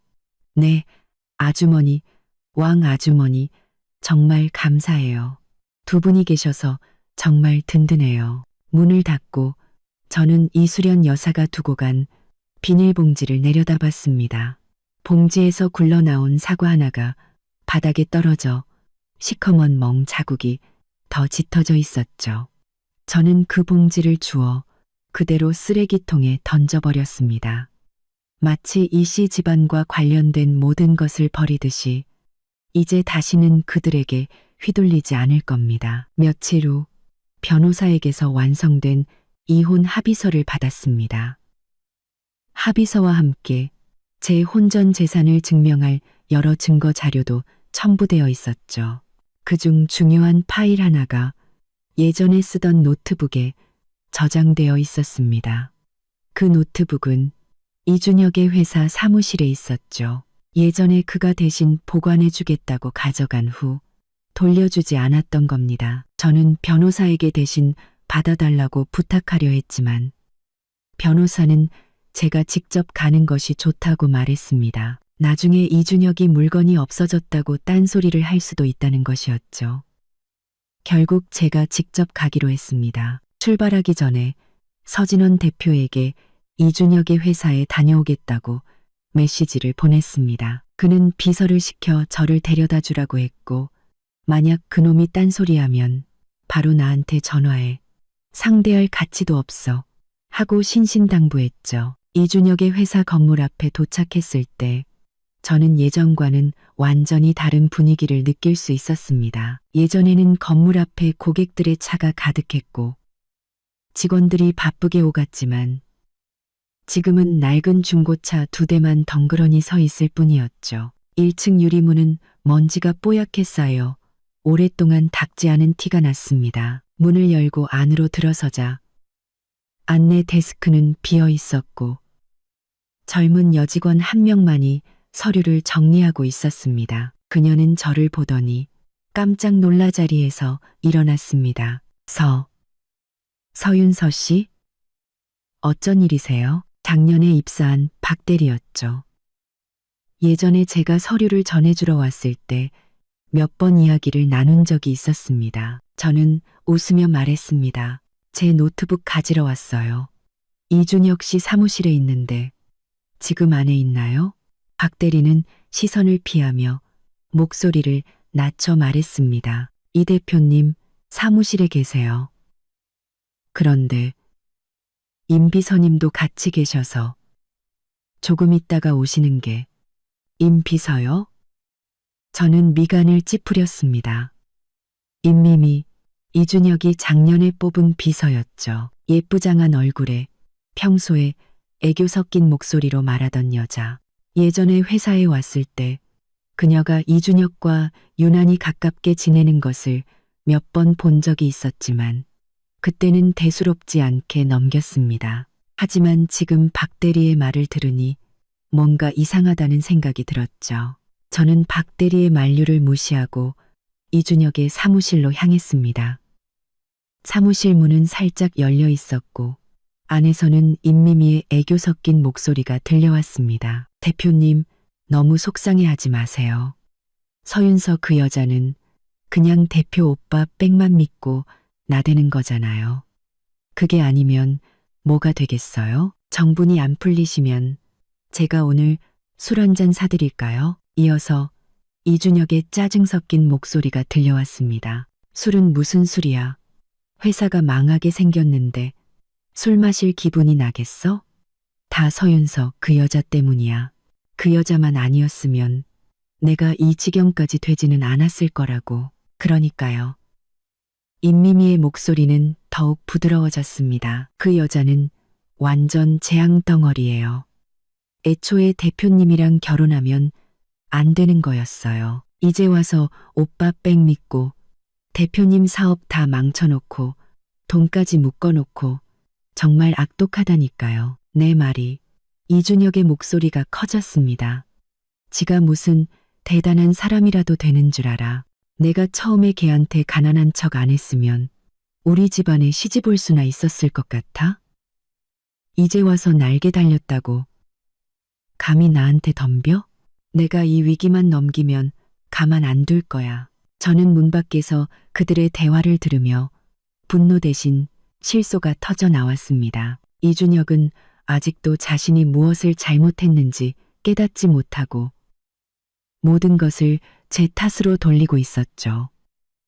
심지어 저와 결혼한 것을 자신에게 손해였다고 생각하고 있었습니다. 저는 심호흡을 한번 하고 사무실 문을 활짝 열었습니다. 안의 광경을 보자 저도 모르게 헛웃음이 나왔죠. 이준혁은 사무실 의자에 앉아 있었고 임미미는 그의 옆에 서서 어깨에 손을 올린 채 몸을 기대고 있었습니다. 누가 봐도 평범한 상사와 부하 직원의 관계는 아니었죠. 문이 열리는 소리에 두 사람은 동시에 고개를 돌렸습니다. 저를 보자 둘 다 당황한 기색이 역력했죠. 임미미는 황급히 손을 거두고 뒤로 물러섰고 얼굴이 불그락 푸르락 변한 채 저를 쳐다보지 못했습니다. 이준혁은 잠시 멍하니 있다가 이내 화를 내며 자리에서 일어났습니다. 서윤서, 네가 여긴 어떻게 왔어? 누가 함부로 들어오래. 제 노트북 가지러 왔어요. 저는 그를 쳐다보지도 않고 책상 위를 훑어봤습니다. 곧 책상 구석에 놓인 은색 노트북을 발견했죠. 위에는 먼지가 뽀얗게 쌓여 있었습니다. 제가 다가가 노트북을 집으려 하자 이준혁이 갑자기 앞을 가로막았습니다. 물건을 가져가고 싶으면 먼저 서진원한테 말해서 우리 회사 계약부터 복구시켜 동결된 자금도 풀어놓고 그 전까지는 여기서 아무것도 못 가져가. 당신 회사가 살든 말든 나랑은 상관없다고 했는데요. 저는 주머니에서 휴대폰을 꺼내 녹음 기능을 켰습니다. 그리고 그의 얼굴 앞에 들이댔죠. 방금 당신이 임 비서랑 한 말 다 녹음했어요. 내가 오빠 백만 믿고 나댄다고요? 당신이 나한테 가난한 척 연기했다고요? 나중에 나를 가만두지 않겠다고요? 이 녹음 파일이 우리 오빠 귀에 들어가면 당신이 과연 이 위기를 넘길 수 있을까요? 이준혁은 제 손에 들린 휴대폰을 보고 얼굴이 새하얗게 질렸습니다. 그는 녹음기를 뺏으려고 손을 뻗었죠. 그 녹음 당장 지워. 서윤서, 너 너무 심한 거 아니야. 저는 한 걸음 뒤로 물러나 그의 손을 피하며 동시에 빠르게 사진을 찍었습니다. 렌즈는 그와 임미미가 방금까지 앉아있던 자리와 당황한 표정의 임미미를 향해 있었죠. 비록 다정한 장면을 찍지는 못했지만 두 사람의 관계가 평범하지 않다는 증거로는 충분했습니다. 심하다고요? 저는 차갑게 비웃었습니다. 당신이 저녁 식사 자리에서 나를 근본 없는 것이라고 모욕한 것에 비하면 이건 아무것도 아니죠. 지금 내 뒤에서 비서랑 바람 피우고 있는 당신에 비하면 내가 더 심한가요? 아니에요. 임미미가 갑자기 울먹이는 목소리로 끼어들었습니다. 윤서 씨, 오해예요. 저랑 대표님은 그냥 평범한 상사, 부하 직원 관계라고요. 그냥 대표님이 힘들어하셔서 위로해드린 것뿐이에요. 위로요? 저는 그녀를 쳐다봤습니다. 위로를 그렇게 바싹 붙어서 해요? 내가 오빠 백 믿고 나댄다고 뒷담화하면서요? 임 비서님, 그렇게 한가하시면 본인 앞가림이나 걱정하시는 게 어때요? 이준혁 씨 회사는 곧 망할 텐데 실업자 되기 싫으면 다른 일자리나 알아보시죠. 임미미는 제 말에 얼굴이 하얗게 질려 고개를 푹 숙인 채 아무 말도 하지 못했습니다. 이준혁은 제 손에 들린 휴대폰과 임미미를 번갈아 보더니 결국 기가 죽은 듯 목소리를 낮췄습니다. 윤서야, 내가 잘못했어. 아까 그 말들은 내가 너무 화가 나서 한 소리야. 마음에 담아두지 마. 노트북 가져가고 우리 제발 좋게 끝내자. 응, 좋게요. 저는 휴대폰을 주머니에 넣고 책상 위에 노트북을 집어들었습니다. 당신이 사람들 앞에서 나를 모욕한 그날부터 우리 사이에 좋게 끝낼 일은 없었어요. 이준혁 씨, 기다리세요. 이혼 합의서 곧 보내줄 테니까 그때 가서 사인하기 싫어도 하게 될 거예요. 그 말을 끝으로 저는 더 이상 그를 쳐다보지도 않고 밖으로 나섰습니다. 문을 나설 때 안에서 이준혁이 임미미에게 소리치는 소리가 들려왔습니다. 다 너 때문이야. 네가 쓸데없는 소리만 안 했어도 걔가 약점을 잡지는 않았을 거 아니야. 당장 내 눈앞에서 꺼져. 이어서 임미미의 울음소리와 무언가 깨지는 소리가 들려왔습니다. 저는 뒤도 돌아보지 않고 그 회사를 빠져나왔습니다. 이준혁의 회사에서 노트북을 가져온 다음 날 변호사에게서 완성된 이혼 합의서를 받았습니다. 합의서와 함께 제가 이준혁에게 창업 자금 3천만 원을 송금한 은행 거래 내역, 그날 사무실에서 녹음한 파일, 그리고 그와 임미미의 사진까지 제가 그날 사무실에서 창업 자금, 사무실에서 녹음한 파일, 그리고 모든 증거 자료가 첨부되어 있었죠. 심지어 이수련 여사가 예전에 제 월급을 가져간 이체 기록까지 찾아내 첨부했습니다. 이 정도 증거면 충분합니다. 변호사는 소파에 앉아 안경을 고쳤으며 말했습니다. 그가 합의서에 사인만 하면 재산 분할은 우리 요구대로 진행될 겁니다. 그다음 소파에 앉아 안경을 고쳤으며 말했습니다. 3천만 원은 당연히 돌려받을 수 있고 혼인 파탄의 책임이 그에게 있으므로 위자료까지 받아낼 수 있습니다. 만약 사인을 안 하면요? 그럼 소송을 걸면 됩니다. 변호사는 웃으며 말했습니다. 이 증거들이 있으면 법원은 무조건 이혼 판결을 내릴 겁니다. 그렇게 되면 그는 합의금에 소송 비용까지 물어야 하니 더 손해겠죠. 하지만 제 생각에는 먼저 그의 회사로 찾아가서 직원들 앞에서 이야기하는 것이 좋습니다. 그는 지금 체면을 가장 중요하게 생각할 테니 사람들 앞에서 압박하면 사인할 확률이 높습니다. 변호사의 말은 제게 좋은 아이디어를 주었습니다. 이준혁은 아직 회사가 망하지 않은 척 직원들 앞에서 허세를 부리고 있을 테죠. 제가 모든 직원 앞에서 그의 실체를 폭로한다면 그는 분명히 당황할 겁니다. 그날 오후 저는 이혼 합의서와 증거 자료를 들고 다시 이준혁의 회사로 향했습니다. 이번에는 서진원 대표의 비서 도움 없이 혼자 택시를 타고 갔습니다. 이 일은 제 손으로 직접 마무리하고 이씨 집안과 완벽하게 연을 끊고 싶었기 때문이죠. 회사 문을 열고 들어섰을 때 안은 지난번보다 더욱 썰렁했습니다. 대여섯 명의 직원만이 자리에 앉아 있었고 어떤 이는 휴대폰을 만지작거리고 어떤 이는 자기들끼리 수군거리고 있었죠. 제가 들어서자 모두 하던 행동을 멈추고 저를 쳐다봤습니다. 박 대리는 저를 보더니 자리에서 일어나 작은 목소리로 말했습니다. 서윤서 씨, 이 대표님, 사무실에 계세요. 그런데 오늘 기분이 별로 안 좋으세요. 아침에 재무팀이랑 한바탕 싸우셨거든요. 저는 고개를 끄덕이고 말없이 이준혁의 사무실로 향했습니다. 이번에는 노크도 없이 문을 활짝 열었습니다. 이준혁은 책상 앞에 앉아 멍하니 컴퓨터 화면을 보고 있었죠. 앞에는 먹다 남은 컵라면이 놓여 있었고 얼굴은 며칠 전보다 훨씬 더 초췌해 보였습니다. 저를 보자 이준혁은 잠시 멍하니 있다가 미간을 찌푸렸습니다. 서윤서, 너 또 왜 왔어?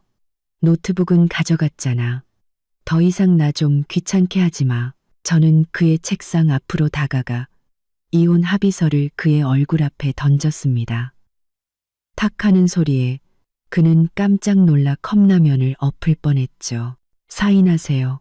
제 목소리는 차분했지만 거절을 용납하지 않는 단호함이 묻어났습니다. 이혼 합의서, 변호사랑 다 검토했어요. 재산 분할은 명확해요. 내가 당신한테 줬던 창업, 자금 3천만 원 돌려줘야 해요. 그리고 당신이 내 돈으로 산 명품 허리띠, 임미미한테 사준 목걸이 전부 현금으로 계산해서 줘야 하고요. 마지막으로 당신이 나를 모욕하고 다른 여자와 바람 피운 것에 대한 위자료로 1억 원 줘야겠어요. 이준혁은 이혼 합의서를 집어들고 몇 장 넘겨보더니 얼굴이 점점 더 굳어졌습니다. 이윽고 그는 합의서를 책상에 내동댕이 치고 자리에서 일어나 저를 손가락으로 가리켰습니다. 서윤서, 너 지금 장난해. 3천만 원은 네가 좋아서 준 거고 목걸이는 임미미가 자기 돈으로 산 거야.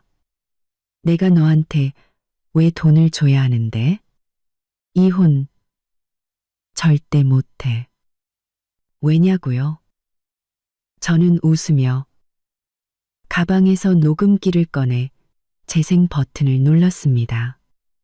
녹음기에서는 그날 사무실에서 임미미와 이준혁이 나눴던 대화가 흘러나왔죠. 서윤서, 그 여자는 그냥 대표 오빠 백만 믿고 나대는 거잖아요. 내가 처음에 걔한테 가난한 척 안 했으면 우리 집안에 시집 올 수나 있었을 것 같아? 녹음기 소리는 컸고 사무실 문을 닫지 않았기 때문에 밖에 있던 직원들도 모두 똑똑히 들을 수 있었습니다. 이준혁은 녹음기 소리에 얼굴이 새하얗게 질려 녹음기를 뺏으려고 손을 뻗었습니다. 당장 그것 꺼. 서윤서, 너 정말 이럴 거야? 저는 한 걸음 뒤로 물러나 그의 손을 피하며 책상 위에 증거 자료들을 뿌렸습니다. 이럴 거라고요? 이게 뭔지 보세요. 지난달 당신이 내 카드로 80만 원을 긁어서 목걸이를 산 내역이에요. 그리고 임미미가 지난주에 하고 다녔던 목걸이가 바로 이 모델이죠. 이게 당신이랑 상관이 없다고요? 그리고 이건요. 저는 그와 임미미가 다정하게 붙어 있던 사진을 들어 보였습니다. 이 사진이 인터넷에 퍼지면 사람들이 당신을 뭐라고 부를까요? 사무실 밖의 직원들은 문 앞으로 몰려들어 수군거리기 시작했습니다. 세상에, 이 대표가 정말 임 비서랑 바람 피운 거였어? 그러니까 윤서 씨가 이혼하려는 거구나. 나라도 이혼하겠다. 게다가 창업 자금도 윤서 씨 돈이었다니. 정말 인간도 아니다. 이준혁은 문 앞에 모인 직원들과 제 손에 들린 증거들을 번갈아 보며 손을 파르르 떨었습니다. 체면을 목숨처럼 여기는 그에게 모든 직원 앞에서 실체가 폭로된 지금 이 순간은 죽기보다 더 끔찍할 테죠. 제발 올리지 마. 이준혁의 목소리가 기어들어갔습니다. 우리 만나서 얘기하자. 돈 문제는 협의할 수 있어. 제발 직원들 앞에서는 이러지 말아줘. 이제 와서 무서워요. 저는 그의 앞으로 다가가 이혼 합의서를 다시 그의 앞에 내밀었습니다. 이 사실들이 세상에 알려지는 걸 막고 싶으면, 당신 체면을 지키고 싶으면 사인하세요. 그렇지 않으면 저는 이 자료들을 인터넷에 올리고 법원에 당신을 고소할 거예요. 그렇게 되면 당신은 돈도 잃고 명예도 잃게 되겠죠. 선택은 당신이 하세요. 이준혁은 한참 동안 이혼 합의서를 노려보다가 문 앞에 모인 직원들을 한번 쳐다보고는 깊은 한숨을 내쉬었습니다. 그는 펜을 집어들고 떨리는 손으로 한 글자 한 글자 자신의 이름을 적어 내려갔습니다. 사인을 마친 그는 합의서를 제게 밀며 쉰 목소리로 말했습니다. 서윤서.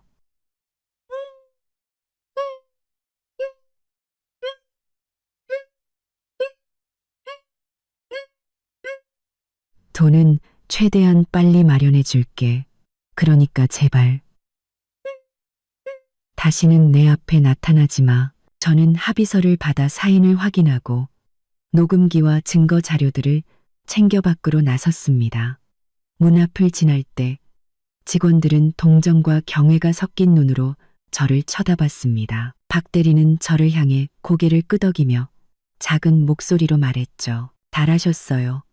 윤서 씨. 저는 말없이 미소만 짓고 그 회사를 빠져나왔습니다.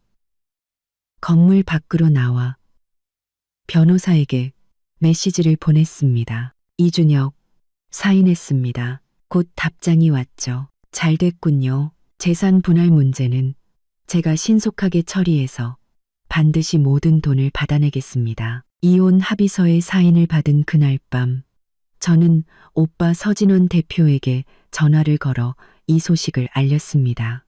오빠는 전화기 너머에서 안도의 한숨을 내쉬며 말했죠. 진작에 정리했어야지. 이제 앞으로는 뭐 할 생각이야? 집에만 있지 말고 네가 좋아하는 일을 찾아봐. 저는 소파에 기대 앉아 예전에 디자인 스케치를 할 때 쓰던 연필을 만지작거렸습니다. 사실 저는 대학에서 의상 디자인을 전공했고 졸업할 때는 디자인상까지 받았었죠. 하지만 이준혁과 결혼하면서 여자는 그렇게까지 일할 필요 없다는 그의 말에 모든 꿈을 접었었습니다. 저는 오빠에게 말했습니다. 오빠, 나 의상 디자인 스튜디오 열고 싶어. 예전부터 정말 하고 싶었던 일이야. 좋은 생각이다. 오빠의 목소리가 밝아졌습니다. 너처럼 재능 있는 애는 당연히 자기가 좋아하는 일을 해야지. 창업 자금은 걱정하지 마. 오빠가 다 대줄게. 아니야, 오빠. 나도 모아둔 돈이 좀 있어. 이혼하면 이준혁한테 받을 돈도 있고, 부족하면 그때 빌릴게. 나 이제 오빠한테만 의지하지 않고 내 힘으로 한번 해보고 싶어. 오빠는 전화기 너머에서 웃으며 말했습니다. 그래, 네가 그렇게 원한다면, 도움이 필요하면 언제든 말해. 사무실이나 인맥 같은 건 오빠가 다 알아봐 줄 수 있으니까. 그 후 보름 동안 저는 스튜디오 준비로 정신없이 바쁜 나날을 보냈습니다. 오빠의 도움으로 시내 중심가에 있는 디자인 단지에 멋진 사무실을 얻었고, 인테리어도 제 취향대로 꾸몄죠. 대학 동기였던 아라가 제 소식을 듣고 다니던 회사를 그만두고 저를 돕겠다고 찾아왔습니다. 스튜디오의 이름은 윤서 디자인이라고 지었습니다. 개업식 날 오빠는 커다란 해바라기 꽃다발을 보내왔고, 이웃이었던 박 아주머니와 왕 아저씨도 찾아와 축하해 주셨죠. 개업한 지 사흘 만에 첫 고객이 찾아왔습니다. 국내 유명 여성복 브랜드인 모카의 디자인 팀장이었죠. 그녀는 오빠의 소개로 왔다며 제 디자인 스케치를 보더니 특히 전통 자수를 활용한 원피스 디자인에 큰 관심을 보였습니다. 우리 브랜드에서 마침 한국적인 디자인을 찾고 있었는데 이 디자인이 정말 마음에 드네요. 우리와 함께 이 시리즈를 완성해 보지 않겠어요? 그렇게 윤서 디자인의 첫 번째 프로젝트가 시작되었습니다. 저와 아라는 밤낮으로 스튜디오에 머물며 디자인을 수정하고 원단을 고르고 공장을 섭외했습니다. 수많은 노력 끝에 완성된 모카의 한국 시리즈는 출시되자마자 폭발적인 반응을 얻었고 첫 주 만에 완판 기록을 세웠죠. 그 후 여러 브랜드에서 협업 제의가 쏟아졌고 지역 패션 잡지에서는 저를 동양의 미를 디자인하는 신의 디자이너로 소개하며 인터뷰 기사를 싣기도 했습니다. 그날 밤 저와 아라는 스튜디오에 남아 벽에 걸린 샘플 의상들과 책상 위에 쌓인 계약서들을 보며 뿌듯함에 젖어 있었습니다. 윤서야, 우리 해냈어. 앞으로 윤서 디자인은 업계 최고의 스튜디오가 될 거야. 저는 고개를 끄덕이며 오빠에게 스튜디오 사진과 함께 메시지를 보냈습니다. 오빠, 나 해냈어. 내 힘으로. 오빠에게서는 곧 답장이 왔습니다. 내 동생이 최고인 줄 알고 있었지. 오늘 저녁은 오빠가 쏜다. 저는 휴대폰을 보며 미소 지었습니다. 예전에는 이준혁의 그늘 아래서 제 자신을 잃고 살았지만 이제는 아니었습니다. 여자에게 가장 중요한 것은 바로 자기 자신의 이름으로 살아가는 것이라는 걸 깨달았으니까요. 앞으로 윤서 디자인을 더욱 성장시켜 저 서윤서의 이름으로 세상에 우뚝 설 겁니다. 이준혁이 이혼 합의서에 사인을 한 후 그의 삶은 나락으로 떨어졌습니다.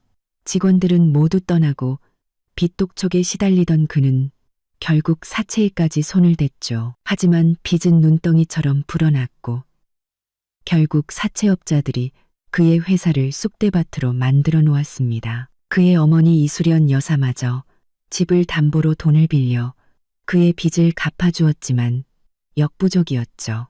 결국 집까지 넘어가고 두 사람은 길거리에 나앉게 되었습니다. 이준혁은 생계를 위해 예전에는 상상도 할 수 없었던 공사판에서 막노동을 시작했습니다. 말끔하게 정장을 차려입던 그는 이제 먼지투성이 작업복을 입고 벽돌을 날랐죠. 그러던 어느 날 공사장에서 예전에 함께 일했던 조 사장을 마주쳤습니다. 조 사장은 그를 비웃으며 말했죠. 이게 누구야? 이 대표 아니신가? 예전에는 그렇게 잘 나가더니 이제는 여기서 벽돌을 나르시네. 자기 아내한테 근본 없는 것들이라고 하더니 이제 본인이 그 꼴이 됐구만. 주변의 인부들도 그를 보며 비웃었습니다. 그 웃음소리는 그에게는 벽돌보다 더 무겁게 느껴졌죠. 윤서 디자인 1주년 기념 파티가 열리던 날. 스튜디오는 수많은 사람으로 북적였습니다. 오빠와 친구들, 그리고 저를 응원해주는 많은 분이 찾아와 축하해 주었죠. 지난 1년간 저와 아라의 노력으로 윤서 디자인은 업계에서 인정받는 스튜디오로 성장했습니다. 파티가 한창 무르익을 무렵 문 밖에서 소란이 일었습니다. 고개를 돌려보니 그곳에는 이준혁과 이수련 여사가 서 있었죠. 두 사람은 남루한 옷차림으로 화려한 파티장과 전혀 어울리지 않는 모습이었습니다. 이준혁은 저를 보자 비굴한 미소를 지으며 다가왔습니다. 윤서야, 축하해. 우리 그냥 축하해 주러 왔어. 이수련 여사도 울먹이며 거들었죠. 그래, 윤서야. 네가 이렇게 잘 돼서 우리도 기쁘다. 그런데 네 오빠한테 말 좀 잘해서 우리 준혁이 일자리 좀 알아봐 주면 안 될까? 우리 아들 공사판에서 일하다가 손이 다 망가졌어. 그녀는 이준혁의 거친 손을 제게 보여주려 했지만 제가 말을 하기도 전에 오빠가 앞으로 나서며 그들을 막아섰습니다. 여기는 당신들이 올 곳이 아니야. 당장 나가지 않으면 보안 요원을 부르겠소. 주변의 손님들도 그들을 향해 비난의 목소리를 높였습니다. 예전에 윤서 씨한테 어떻게 했는데 이제 와서 도와달라고 할 낯짝이 있어요? 자기 아내 배신하고 바람까지 피운 주제에 양심도 없나. 이준혁과 이수련 여사는 사람들의 비난에 고개를 들지 못하고 결국 쫓겨나듯 파티장을 떠났습니다. 문 밖으로 사라지기 전 이준혁은 뒤를 돌아 저를 한번 쳐다봤습니다. 그의 눈에는 깊은 후회가 담겨 있었지만 그는 아무 말도 하지 못하고 그의 어머니를 따라 사라졌죠. 그들의 뒷모습을 보며 저는 깊은 한숨을 내쉬었습니다. 과거의 악몽이 드디어 완전히 끝났다는 것을 실감했죠. 파티가 끝난 후 저와 아라는 스튜디오에 남아 창밖의 야경을 바라봤습니다. 윤서야, 우리 내년에는 더 큰 곳으로 이사 갈 수 있겠지?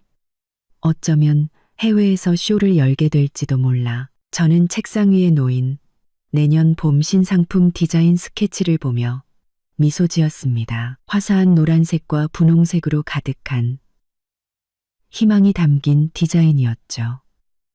그르도 난색과 그럼 우리가 계속 노력하면 분명히 해낼 수 있을 거야. 앞으로 우리 디자인을 전 세계 사람들에게 보여주자. 지난 1년 저는 최악의 결혼 생활을 끝내고 제 힘으로 새로운 삶을 개척했습니다.